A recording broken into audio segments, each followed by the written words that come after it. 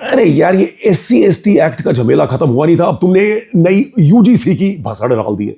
लेकिन एक मजेदार बात बताओ, ये जो लड़का है ना, ये ऑलरेडी इस चीज का सोल्यूशन दे चुका है। हो सकता है उसे खुद ना पता हो, मगर सोल्यूशन ये दे चुका है। देखिए, बहुत दुनिया ने इस प्रॉब्लम को सॉल्व करने की कोशिश की। गांधी, उन्होंने कहा हरिजन, किसी ने दलित कहा, किसी ने पिछड़ा, किसी ने शोषित, और उस सब के बाद ये लड़का आया, बुलेट के ऊपर बैठा, मूछें रखी लंबी सी, उस पर ताव दिया, नीला मफलर डाला और बुलेट के ऊपर लिखा द ग्रेट चमार। अच्छा, यही सोल्यूशन है यार। सारी दुनिया में बिरादरियां हैं, सारी दुनिया में अलग अलग पेशे हैं। डेविड बेकहम, दुनिया के मशहूर फुटबॉल खिलाड़ी, उनके परदादा जो होते थे वो स्कैवेंजर थे, मतलब सड़क से कचरा उठाते थे।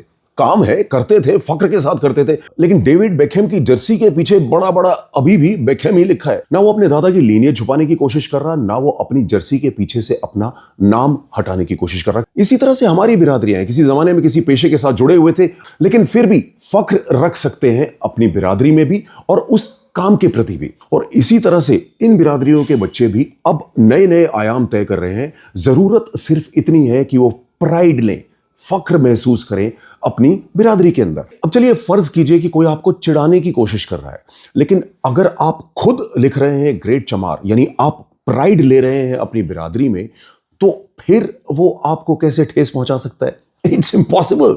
हाँ, नमूने हैं, वो हैं जो आपको बोलेंगे कि दलित है, बुलेट नहीं रख सकता, मूछ नहीं रख सकता, घोड़ी नहीं चढ़ सकता। मेरा आप नमूनों को एक संदेश है, आप हिंदू धर्म के दुश्मन हो क्योंकि आप इस समाज को बांट रहे हो, और आप अगर हिंदू समाज को बांट रहे हो तो आप इस देश को भी तोड़ रहे हो। तो सबसे पहले तो इन नमूनों की बातों में ना आकर अपनी बिरादरी के साथ ग्रेट एसोसिएट कीजिए। मत भूलिए कि आपका ही समाज है जो जनक है इस देश के ग्रीन रेवोल्यूशन के लिए। मत भूलिए कि वाल्मीकि भी वहीं से आए, मत भूलिए कि ज्योतिबा फुले वहां से आई। बहुत है इन समाजों में जिसके ऊपर फख्र किया जा सकता है।